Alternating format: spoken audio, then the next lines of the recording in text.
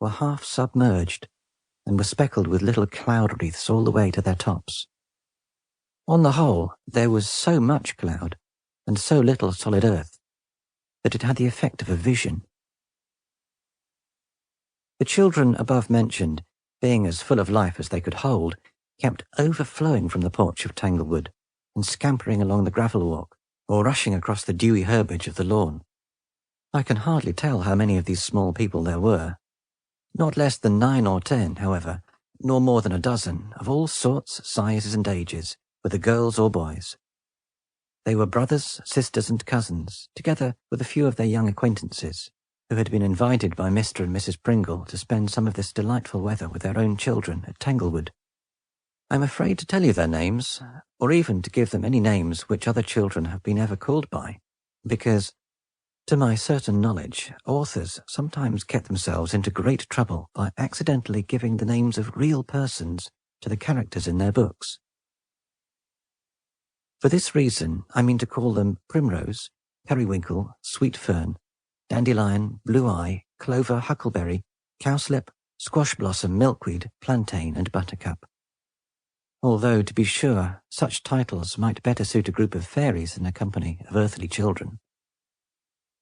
It is not to be supposed that these little folks were to be permitted by their careful fathers and mothers, uncles, aunts, or grandparents, to stray abroad into the woods and fields without the guardianship of some particularly grave and elderly person. No, no, indeed. In the first sentence of my book, you will recollect that I spoke of a tall youth standing in the midst of the children.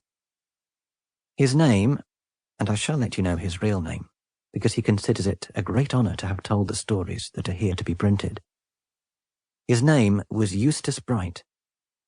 He was a student at Williams College, and had reached, I think, at this period, the venerable age of 18 years, so that he felt quite like a grandfather towards Periwinkle, Dandelion, Huckleberry, Squash Blossom, Milkweed, and the rest, who were only half or a third as venerable as he. A trouble in his eyesight, such as many students think it necessary to have nowadays in order to prove their diligence at their books, had kept him from college a week or two after the beginning of the term. But for my part, I have seldom met with a pair of eyes that looked as if they could see farther or better than those of Eustace Bright. This learned student was slender and rather pale, as all Yankee students are, but yet of a healthy aspect, and as light and active as if he had wings to his shoes.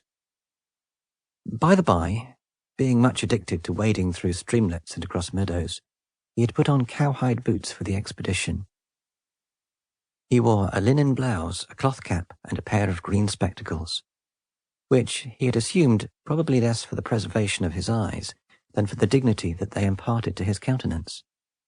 In either case, however, he might as well have left them alone, for Huckleberry, a mischievous little elf, crept behind Eustace as he sat on the steps of the porch, and snatched the spectacles from his nose, and clapped them on her own.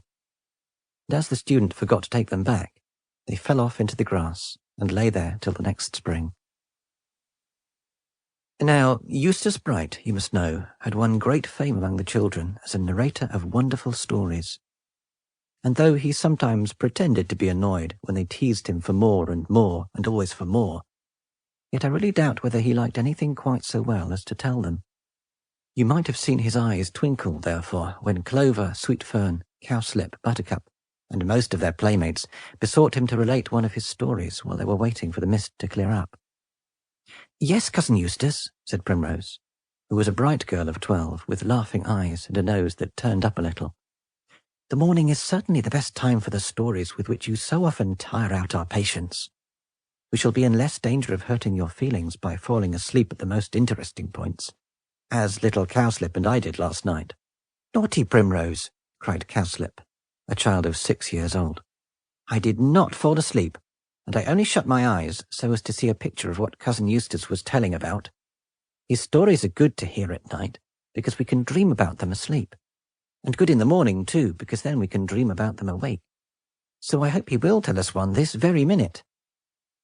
"Thank you, my little Cowslip," said Eustace. "Certainly you shall have the best story I can think of, if it were only for defending me so well from the naughty Primrose. But children,